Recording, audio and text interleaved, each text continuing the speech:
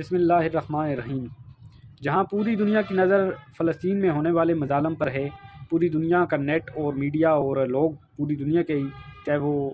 بات کر رہے ہیں فلسطین میں ہونے والے مظالم کے بارے میں، لیکن وہیں فلسطین سے 2000 کلومیٹر دور یمن کے پاس ریڈ سی کے اندر کیا ہو رہا ہے، اس بات سے دنیا بے خبر ہے۔ دراصل مسئلہ یہاں سے شروع ہوا کہ جب اسرائیل نے فلسطینی ہتے اور مظلوم فلسطینیوں پر بمباری شروع کی اور فلسطینیوں پر جو ہے بم برسانا شروع کیے، تب یمن کی جو ایک تنظیم ہے جس کو آفسی باغی کہتے ہیں وہ نکل کے سامنے آئی اور اس نے اعلان کیا کہ ہم اس جدوجہد میں فلسطین کی جو تنظیم ہے آزادی پسندوں کی تنظیم حماس کی فل سپورٹ کرتے ہیں،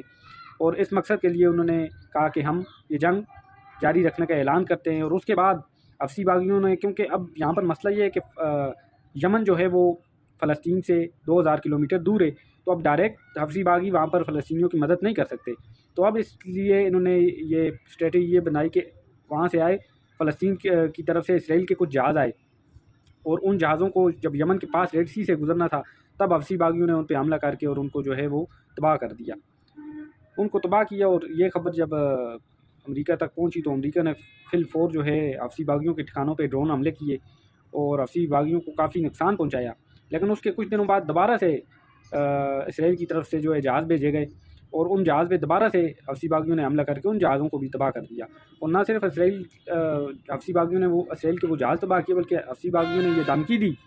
کہ ابھی پوری دنیا اس دھمکی کی زد میں ہے، اور خاص طور پر بڑی بڑی کمپنیاں، نیٹ چلانے والی کمپنیاں اس دھمکی کی زد میں ہیں۔ انہوں نے یہ کہا حفظی باغیوں کے لیڈر نے کہ اگر فلسطین پر ہونے والے ظلم کو بند نہ کیا گیا، یہ مظالم بند نہ کیے گئے، اسرائیل نے یہ مظالم بند نہ کیا، ہم پوری دنیا میں جو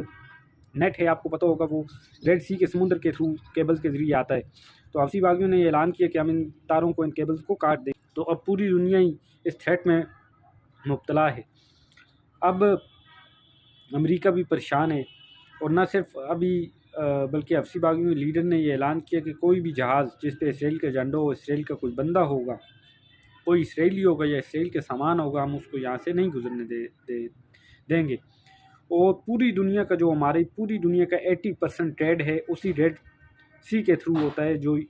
یمن کے پاس ہے، اسی ریڈ سی کے تھرو پوری دنیا کا 80% ٹریڈ ہوتا ہے۔ تو اب مسئلہ یہ ہے کہ وہاں پر اس قدر سنگین صورتحال ہے کہ امریکہ ڈرون اٹیکس کرنے کے بعد بھی حفظی باغیوں کو روکنے میں ناکام ہے۔